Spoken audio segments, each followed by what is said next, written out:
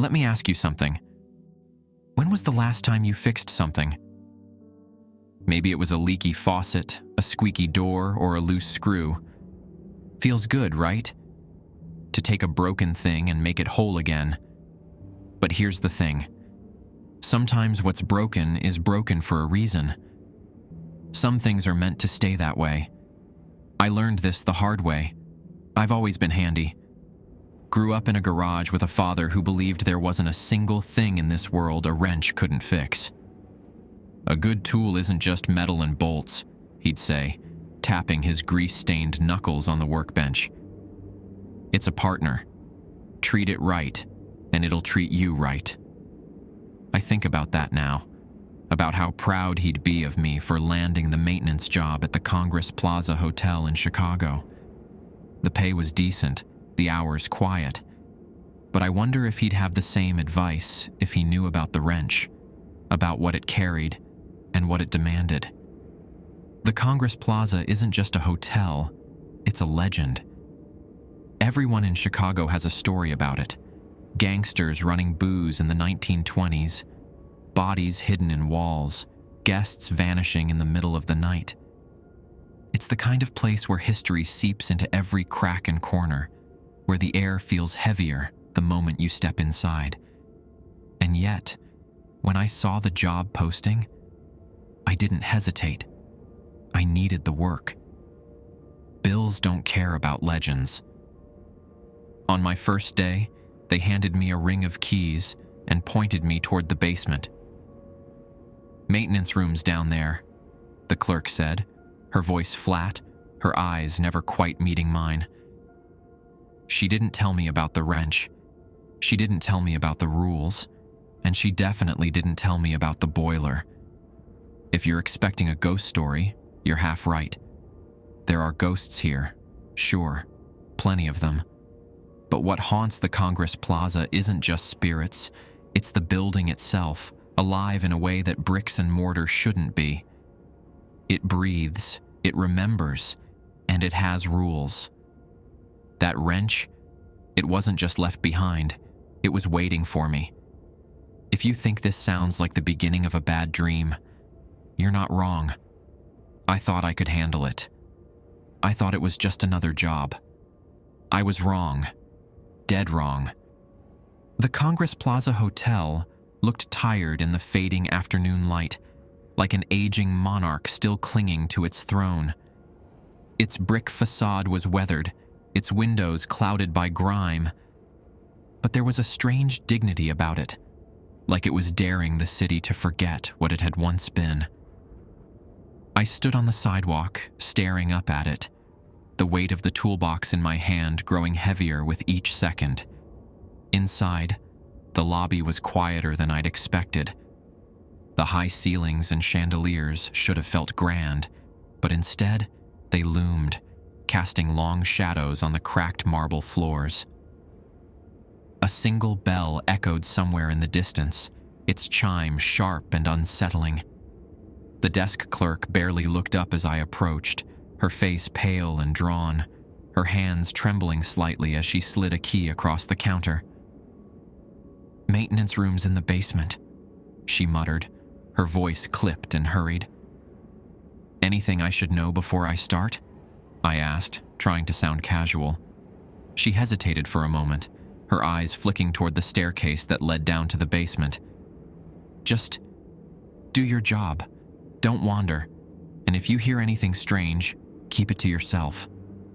"Strange how?" I pressed, but she didn't answer.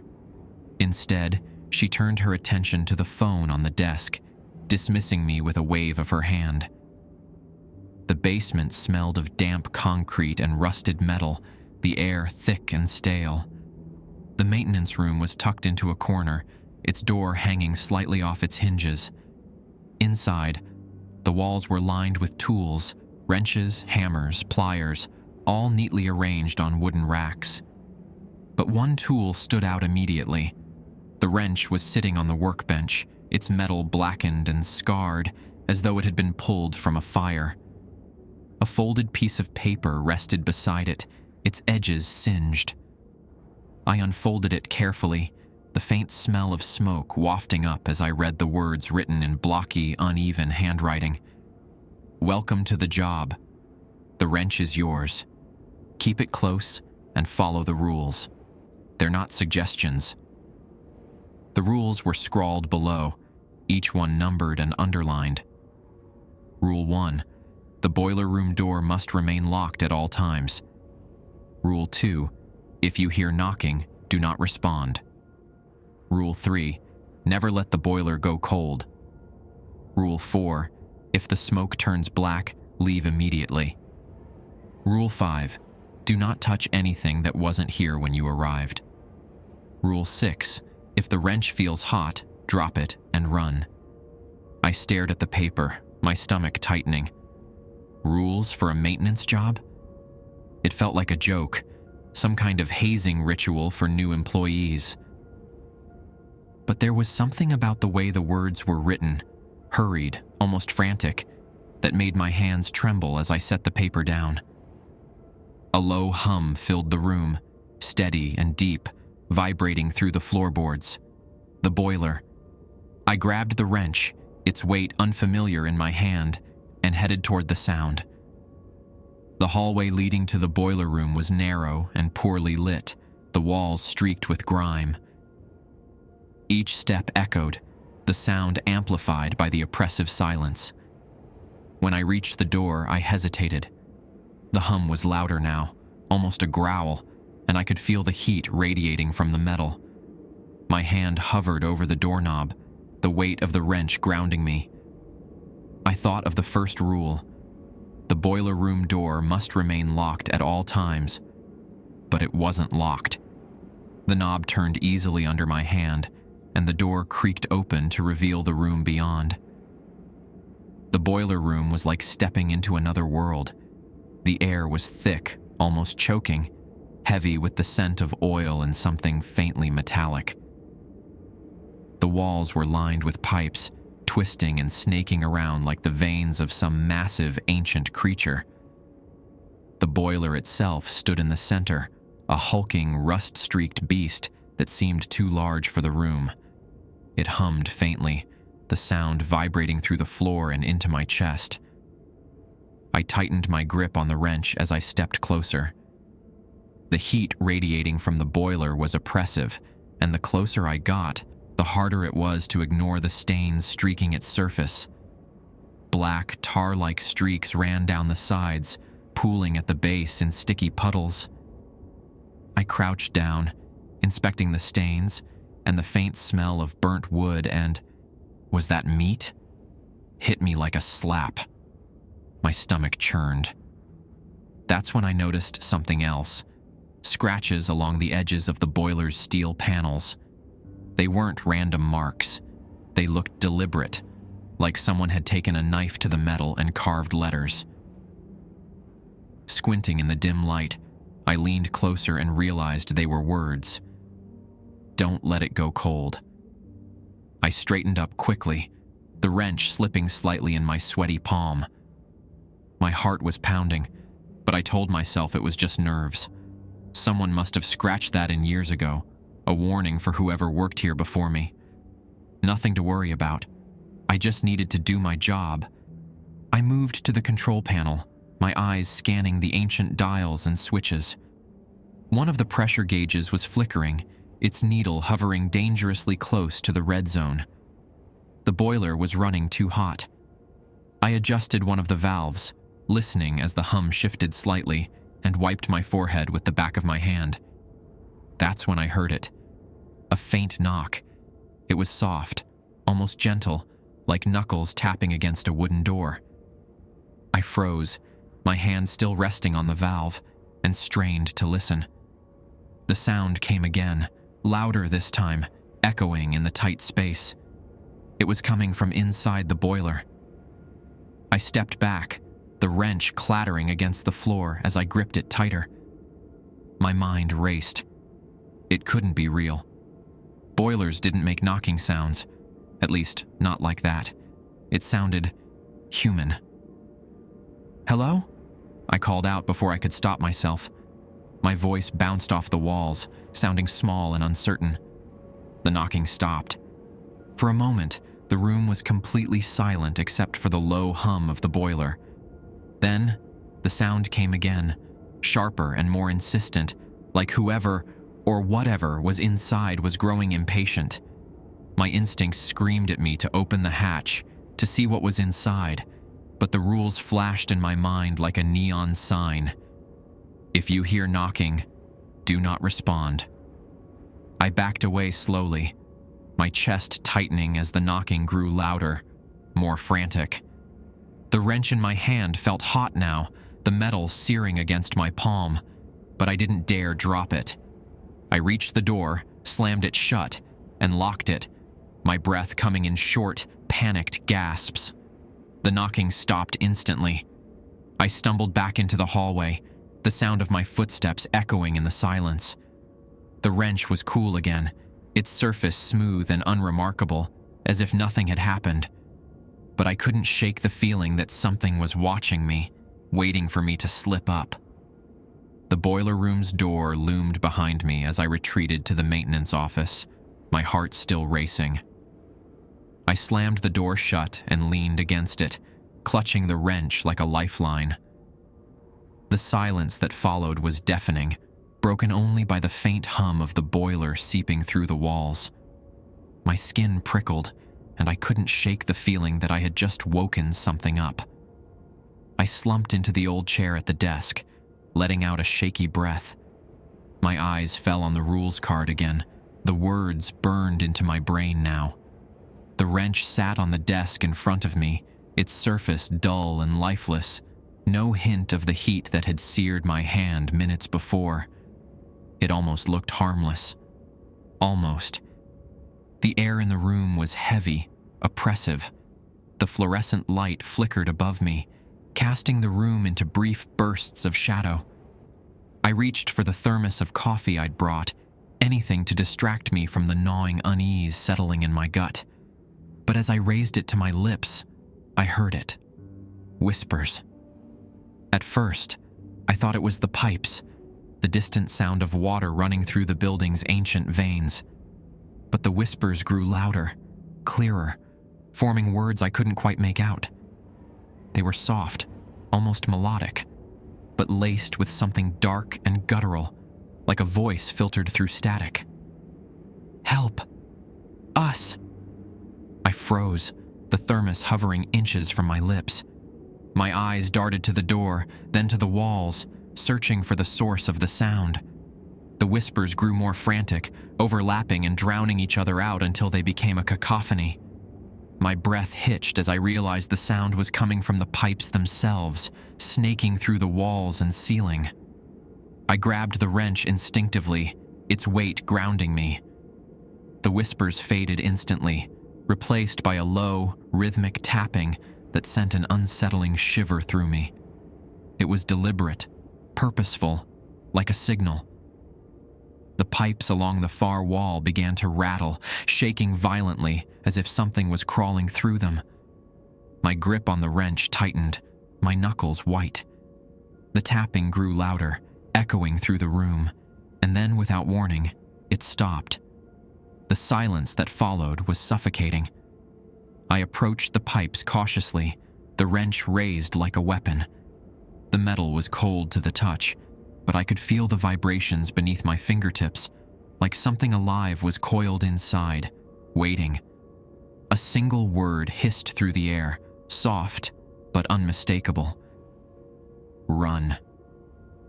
I barely slept that day, my dreams filled with images of the boiler, the black smoke curling into faces, and the wrench glowing red-hot in my hand. When my next shift started, the air in the hotel felt different, heavier, as though the building itself was holding its breath. I tried to convince myself that the whispers had been my imagination, the product of exhaustion and stress. But as I descended into the basement, my chest tightened. The hallway seemed longer than before, the shadows deeper. I clutched the wrench like a talisman, its cool metal oddly comforting. When I reached the maintenance office, I found the door slightly ajar. My stomach dropped. I was certain I had locked it before leaving. I pushed it open cautiously, my flashlight sweeping the room. Everything was where I'd left it, except for the wrench. It was no longer on the desk. My pulse quickened as I scanned the room, and then I saw it, propped against the boiler room door, as though it had been placed there deliberately. I approached it slowly, every instinct screaming at me to turn back, to leave the building and never return. But I couldn't. I needed the paycheck, and more than that, I needed answers. I picked up the wrench, its surface warm again. The door to the boiler room creaked open on its own, the sound grating like nails on a chalkboard. The boiler hummed louder than before, a deep, resonant sound that made the walls tremble. Black smoke was leaking from the vents, curling along the floor like living tendrils. I stepped inside, and that's when I saw it. The boiler's metal surface was slick with the same black tar-like substance I'd seen before, but now it seemed to move, rippling like liquid. The tapping started again, louder this time, coming from all around me. And then the smoke began to rise, forming shapes, twisted skeletal figures with hollow eyes that stared right through me. I stumbled back, my foot catching on the threshold, and the door slammed shut behind me with a deafening clang. The wrench burned in my hand, and I dropped it, the sound of it hitting the floor echoing in the oppressive silence.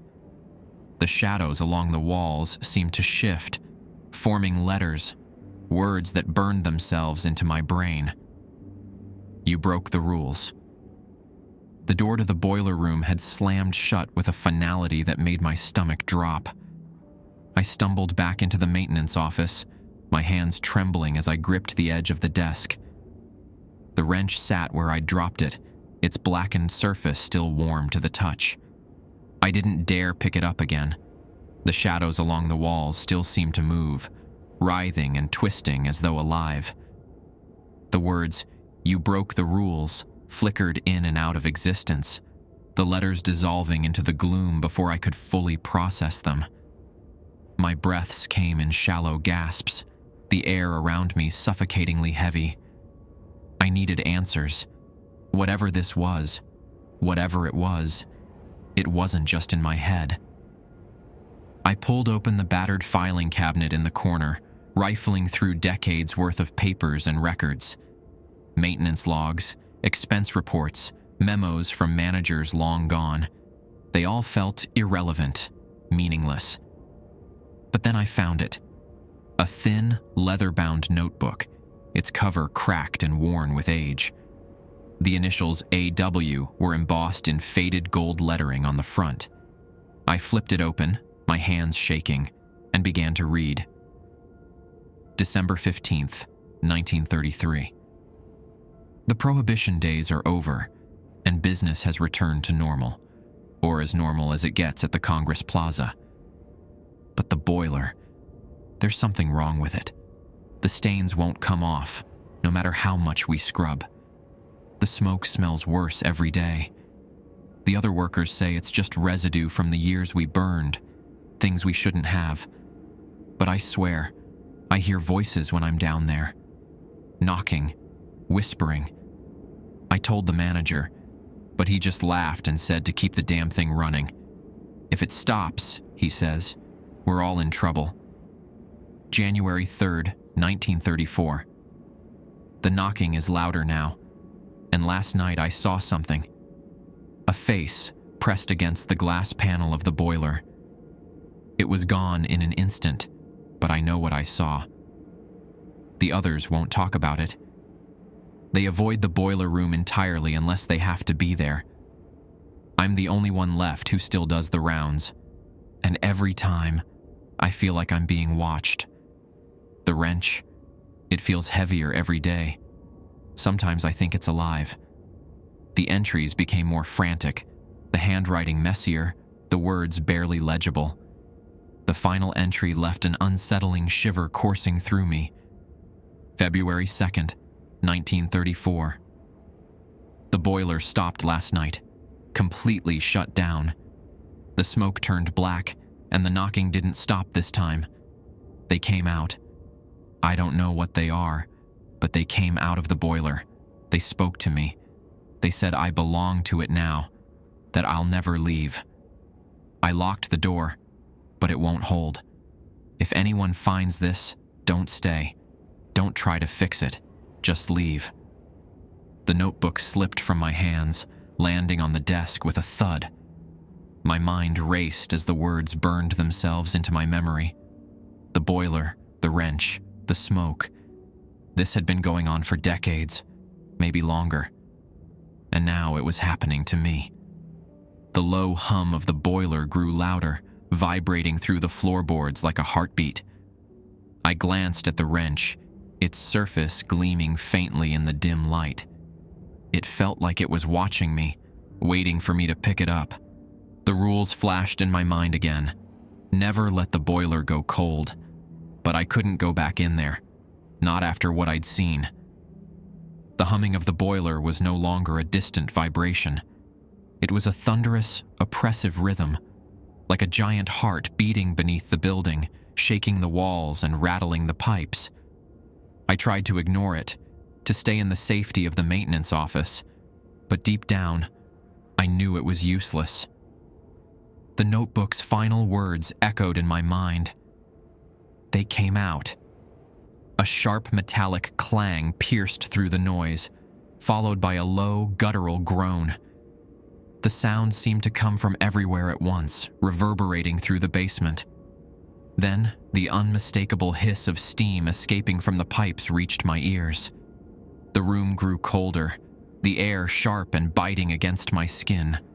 I grabbed the wrench instinctively, its familiar weight grounding me despite the fear that coiled in my chest. When I opened the office door, the hallway outside was bathed in a thin veil of black smoke. It slithered along the walls, curling and writhing like it had a mind of its own. The rancid smell of burnt wood and flesh hit me like a wave, making my stomach churn. My flashlight beam barely penetrated the haze, but as I moved closer to the boiler room, I saw something that made me freeze. The door to the boiler room was wide open. It was impossible. I had locked it. I was sure of it. But now it stood ajar, black smoke pouring out in thick, undulating waves. I stepped closer, the wrench growing warmer in my hand. The edges of the doorframe were charred, the wood splintered and blackened as though it had been burned from the inside. Then I saw them. Shapes moved within the smoke, their outlines barely distinguishable but unmistakably human. They twisted and writhed, their limbs too long and their movements unnatural, like marionettes controlled by invisible strings. Their hollow eyes glowed faintly, and as I watched, one of them turned its head toward me. I stumbled back, my breath catching in my throat. The shape stepped forward, the smoke parting around it, revealing its full form. It was a man. At least it had been. His face was gaunt, his skin charred and cracked like burned wood.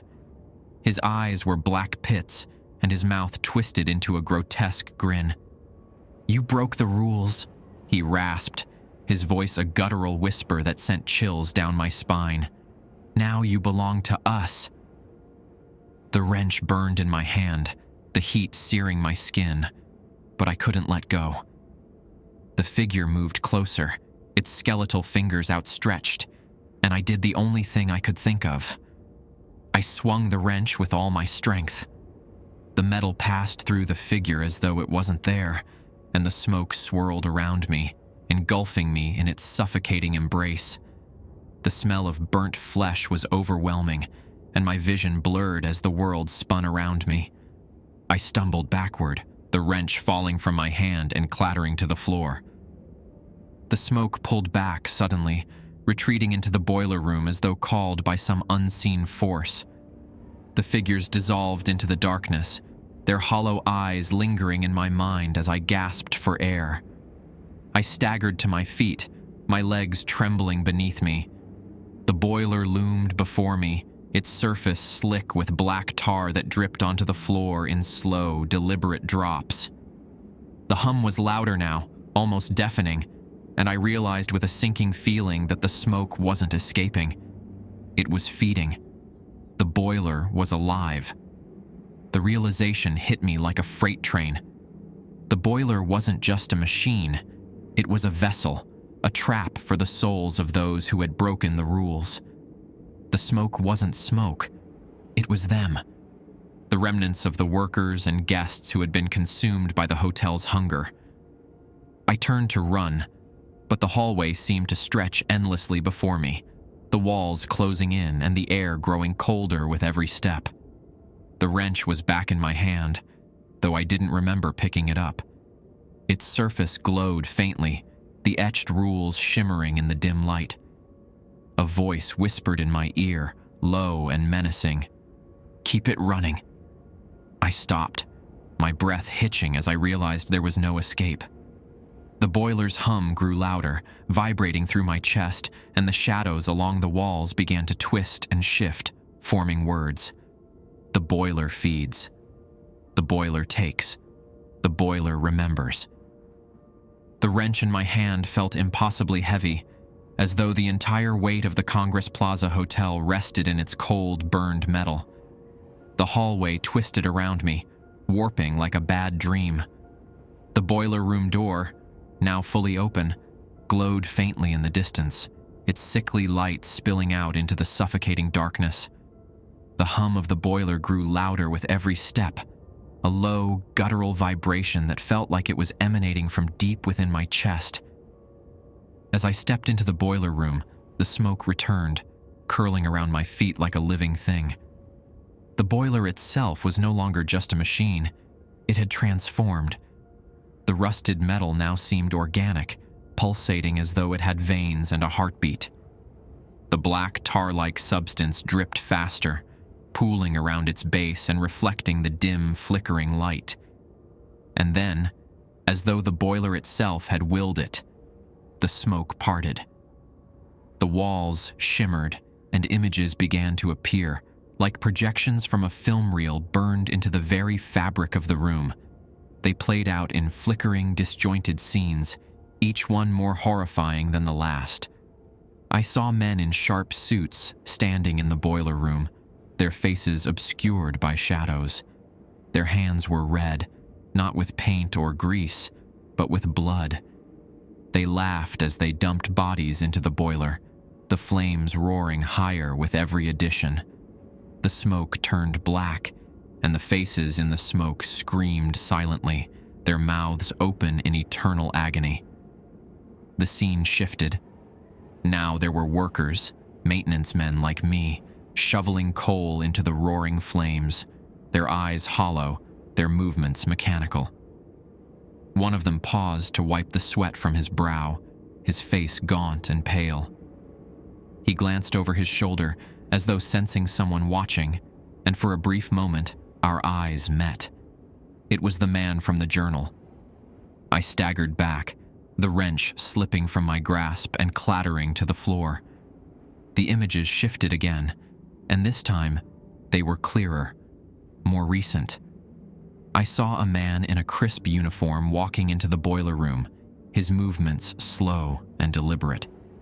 He was holding something in his hand, a wrench identical to mine. The man turned, and my blood ran cold. It was me.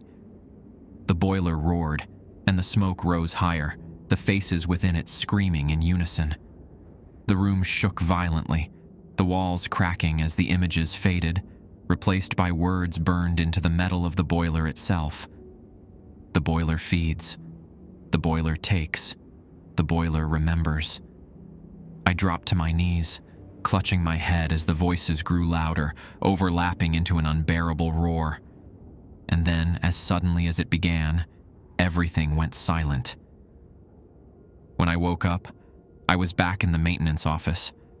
The wrench was on the desk, its surface cool and unmarked. The rules card was gone, and the room felt wrong. The air was too still, too quiet. I stood on shaky legs, my mind racing as I tried to make sense of what had happened. But when I stepped into the hallway, I realized I wasn't in the Congress Plaza Hotel anymore. The walls were different, the air heavier. A single door stood at the end of the hall, its surface blackened and charred. The faint hum of a boiler echoed behind it.